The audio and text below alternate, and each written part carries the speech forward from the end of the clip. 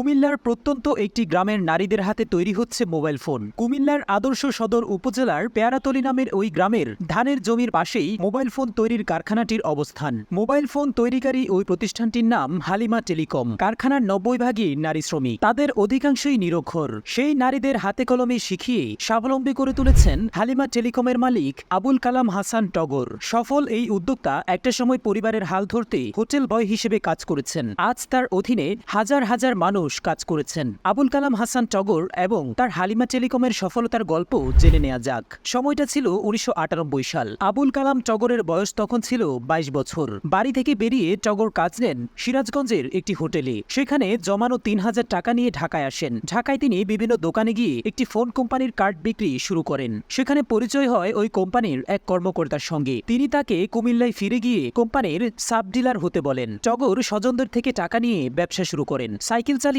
দোকানে দোকানে পণ্য পৌঁছে দিতেন। সে সময় অনেক ব্যবসায়ী বেশি দামে পণ্য বিক্রি করতেন, তিনি ন্যায্য মূল্যে বিক্রি করতেন। এতে তার প্রতি মানুষের আস্থা বেড়ে যায়। তিনি ওই কোম্পানির ডিস্ট্রিবিউটর হয়ে যান। ফোনের সিম ব্যবসা করতে গিয়ে দেখলেন ফোন ব্যবসায়ীরা মোবাইল ফোন অ্যাক্সেসরিজ এনে দেওয়ার দাবি জানান। তিনিও ঢাকা থেকে মোবাইল ফোন অ্যাক্সেসরিজ এনে তাদের দিতে থাকেন। একসময় তার মাথায় আসে বড় কিছু করার। সে লক্ষ্যে 2010 সালে চীন যান। সেখানে গিয়ে মোবাইল ফোন অ্যাক্সেসরিজ তৈরির প্রশিক্ষণ নেন। একটা সময় দেশে ফেরার সিদ্ধান্ত নেন। সেখানেই মোবাইলের ব্যাটারি, চার্জার, পাওয়ার ব্যাংক তৈরির বিভিন্ন কারখানা পরিদর্শন করেন। একই সঙ্গে জেনে নেন মোবাইলের অ্যাক্সেসরিজ তৈরির কৌশল। 2010 সালে চীন থেকে ফেরার সময় কিছু কাঁচামাল নিয়ে আসেন টগর। এরপর তিনি 4 জনকে নিজেই প্রশিক্ষণ দেন। প্রশিক্ষণের পর মোবাইল চার্জার ও ব্যাটারি বানানো শুরু করেন। কিন্তু বাংলাদেশে এই প্রযুক্তি বা কারিগরি দিক সম্পর্কে কারো তেমন কোনো ধারণাই ছিল না। ফলে সামান্য অভিজ্ঞতা নিয়ে শুরু করতে গিয়ে লোকসান গুনতে হয়। কিন্তু হতাশ না হয়ে 4 জনকে নিয়ে আবারও শুরু করেন তিনি। এক পর্যায়ে গোমতী নদীর তীরে চাঁদপুর এলাকায় জায়গা কেনেন। সেখানে 6 তলা ভবন নির্মাণ করেন। 30,000 বর্গফুটের ওই ভবনে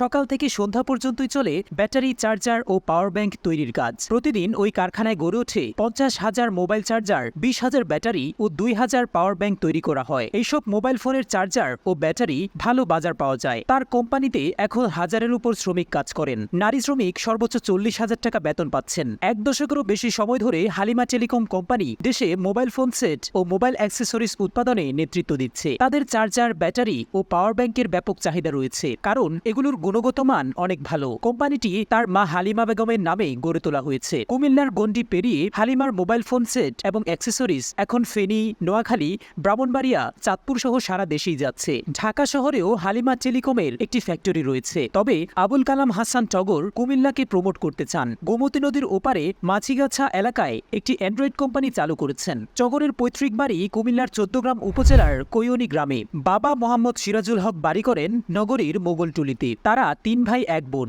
টগর মেজ। বাবা ছিলেন ঠিকাদার। তিনি সন্তানদের ছোট রেখে না ফেরার দেশে চলে যান। টগরের বয়স তখন 5 বছর। তাদের সচ্ছল পরিবারে নেমে এসেছিল অসচ্ছলতার অন্ধকার। তবে কে জানত এই টগরই একদিন এত কিছু করে ফেলবে।